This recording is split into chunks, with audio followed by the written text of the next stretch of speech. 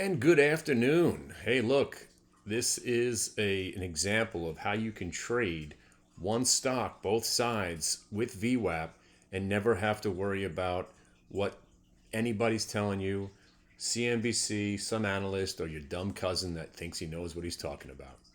So here's a shitty company. We all remember it. It was VTIQ, the beginning of the SPACs when all these stocks were hot. This was a awful wannabe Tesla, just like the rest of them. But it was hot for a while and then it crashed. And then they basically said they're a fraud and they may never make cars ever again. Okay, cool. This morning they said they actually might make cars. And see this blue line? It broke VWAP. That's the only thing that matters. I don't care if they're selling cars or not. And then it went from $10 to basically 11. That's a 10% move. 10% move in a market. When I was a kid, that would take about a year, and you were a genius if you made 10% on your market, on your stock in a year. Here it is in a day. But that's not the important part. I want to show you what the stock did getting ready for the open. It already double topped at 11, and then it quadruple topped at 1090. What does that tell you? Well, let me show you something before it happened. Here's the VWAP break telling you that the sellers are taking control over the stock. And the idea here is that this is an awful stock. It probably is going to zero. This is now gapped up.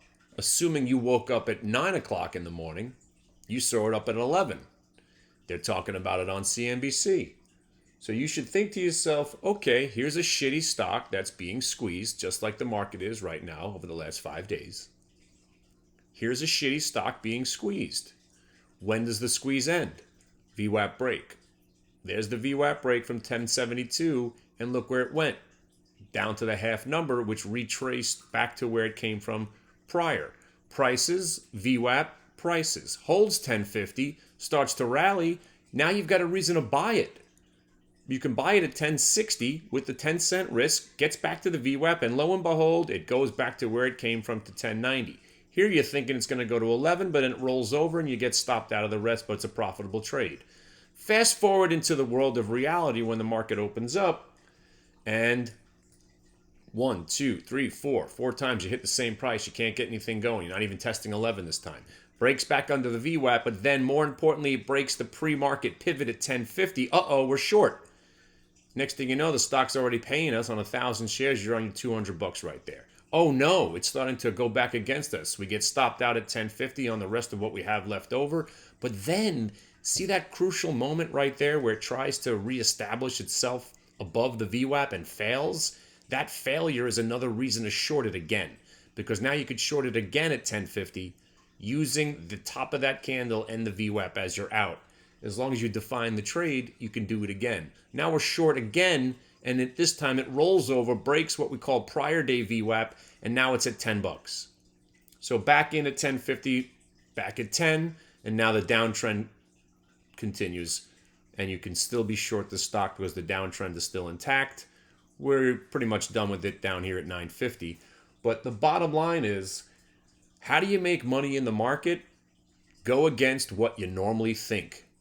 Because I'm sure people were thinking, hey, here's a shitty car company that just had some good news. Maybe it continues to go higher. They're talking about it on CNBC, and all the stocks done pretty much since the open has been going down. So news doesn't matter. What CNBC doesn't matter. What your cousin says doesn't matter. The only thing that matters is VWAP and price. That's how you stay in the business, and that's how you survive or perish very quickly by disobeying the rules of volume weighted average price. Have a great day, everybody.